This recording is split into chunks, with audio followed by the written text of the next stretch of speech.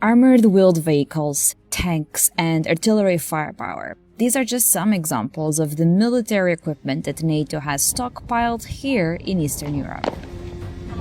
About 4,000 soldiers are stationed here in TAPA, Estonia, some 70 miles away from the Russian border.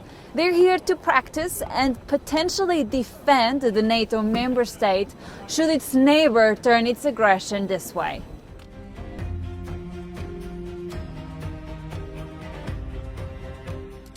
In 2016, NATO members agreed to step up their presence in Eastern Europe by deploying 4 multinational battle groups in Estonia, Latvia, Lithuania, and Poland. The battle groups are led by the United Kingdom, Canada, Germany, and the United States, respectively. This decision came following Russia's invasion of Georgia in 2008 and illegal annexation of Crimea from Ukraine in 2014. NATO says it had no forces in the eastern part of its alliance before then. We do not and we will not recognize Russia's illegal and illegitimate annexation of Crimea. What we see is more unpredictability, more uncertainties, and we also see a more assertive Russia, which has substantially built up its military capabilities, modernized its armed forces, trained its forces, and tripled defense spending since 2000. Now NATO is once again beefing up its presence in this part of the world, as Russia deployed more than 100,000 troops in and around Ukraine. In March, the Defense Alliance announced it was sending new battle groups to Eastern Europe, deploying troops to Bulgaria, Hungary, Romania, and Slovakia. This means that we will have 8 multinational NATO battle groups all along the eastern flank, from the Baltic to the Black Sea. The UK leads NATO's battle group here in TAPA and has contributed the bulk of the troop surge, with roughly 1,600 of its soldiers on the ground. There are also 220 Danish troops who arrived in March, along with armored vehicles, a sniper section, and logistical support. Then there's a French armored squadron here, comprising around 200 soldiers. And of course, there are also almost 2,000 local Estonian troops to round up the multinational battle group. We never rest. We practice, we exercise and we rehearse. We prepare ourselves. And that's all what I think we have to do. So it's exercising, planning, training.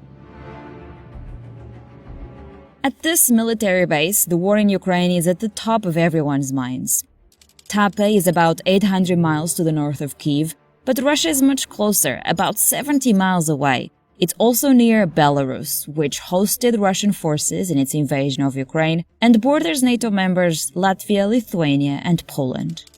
It doesn't help that these countries have a turbulent past with Russia. Estonia, Latvia, and Lithuania are known as the Baltic countries, a reference to their shared shoreline with the Baltic Sea. They were under Soviet rule from the end of the Second World War and regained independence in 1991 when the USSR ceased to exist. Today, the Baltics are members of NATO and the European Union. We definitely cannot rule out the attack against NATO. The Baltics don't really stand out as individuals because what is his end aim is to demolish NATO.